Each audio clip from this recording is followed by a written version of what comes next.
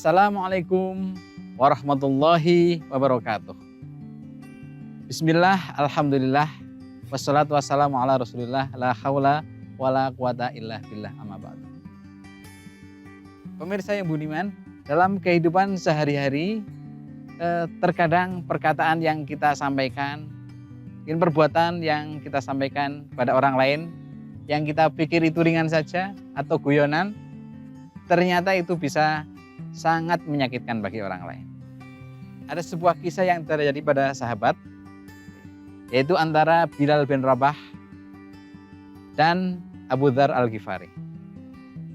Dalam suatu kesempatan mereka dalam suatu kelompok para sahabat, mereka mendialogkan tentang strategi perang. Dan ketika suatu saat Abu Dzar Al-Ghifari itu menyampaikan usulan, ternyata usulan itu ditolak oleh Bilal. Dan kemudian Abu Dzar itu menyebut Bilal itu sebagai orang hitam. Istilah orang hitam itu sesungguhnya fakta, karena Bilal adalah orang yang berkulit hitam. Akan tetapi ada konotasi yang tidak enak ketika dia mengatakannya, sehingga Bilal itu menjadi tersinggung. Bilal menyampaikan ini kepada Rasulullah, dan akhirnya Rasulullah berjanji untuk menyampaikan sebuah nasihat kepada Abu Dzar. Dan ketika Abu Dzar itu dinasihati oleh Rasulullah, Abu Dzar Al-Ghifari langsung meminta kepada Rasulullah agar dimintakan ampunan dari Allah atas kesalahannya. Dan dia berjanji untuk segera datang kepada Bilal untuk meminta maaf. Segera dia cari Bilal, dan ketika ketemu Bilal itu, dia langsung meminta maaf dengan cara menyorongkan badannya ke tanah, menundukkan badannya ke tanah dan meletakkan pipinya di dekat Bilal, dan dia menyampaikan, "Wahai saudaraku, maafkanlah aku." Aku tidak akan beranjak dari sini sebelum engkau memaafkanku. Kalau perlu, injaklah kepalaku. Mohon sekali, maafkanlah aku. Setelah mengajukan permintaan maaf yang berkali-kali itu, tersentuhlah Bilal bin Rabah, dan Bilal langsung mendekat kepada Abu Dzar, memegang bahunya, menaikkannya, dan akhirnya memeluknya. Dan dia berkata, "Wahai saudaraku, tentu saja aku memaafkanmu. Tidak mungkin aku akan menginjak kepala yang selalu bersujud pada Allah." Peristiwa ini menandakan dua hal. Yang pertama adalah kadang-kadang perkataannya cuma sepele, tapi bisa sangat menyinggung perasaan seseorang. Dan yang kedua adalah ada usaha dari orang yang bersalah itu, dalam hal ini adalah Abu Dzar, untuk meminta maaf.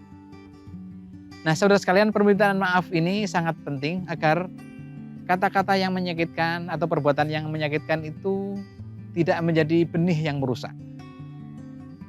Kelihatannya kata-katanya sedikit, tapi itu bisa merusak.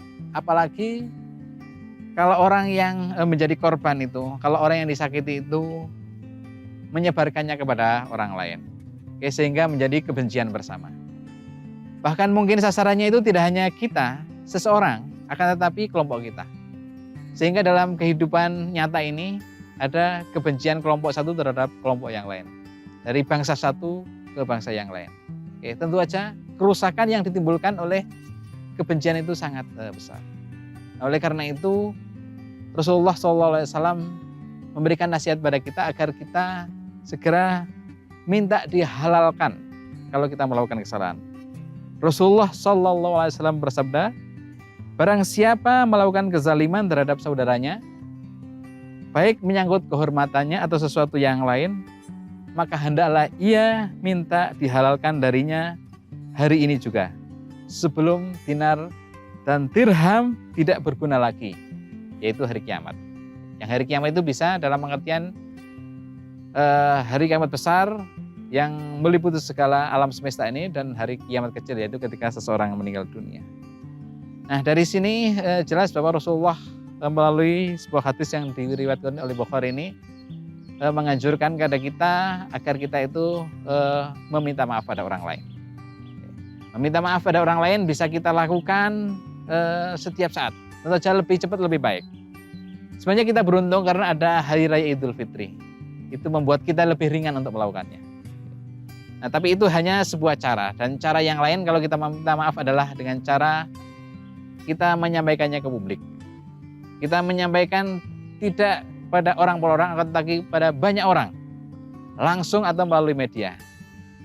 Tentang permohonan maaf secara publik ini pernah dicontohkan oleh Rasulullah, di mana Rasulullah di akhir hayatnya sudah dalam keadaan sakit menyampaikan kepada para sahabat, wahai sahabatku, kalau kalian merasa bahwa ada sesuatu kesalahan yang kulakukan, maka hari ini balaslah. Oke, aku sudah siap menerimanya. Oke, para sahabat pada diam. Oke, tapi di tengah kesunyian itu tiba-tiba ada seorang sahabat yang bernama Ukasah mengacungkan tangan. Wahai Rasulullah, saya adalah orang yang pernah engkau sakiti. Engkau memegang cemeti dan hendak memukul unta itu dengan cemetimu. Tapi cemetimu itu mengenai aku. Padahal saat itu aku dalam keadaan tidak berbaju di bagian atas tubuh. Oleh karena itu aku minta engkau menerima balasan.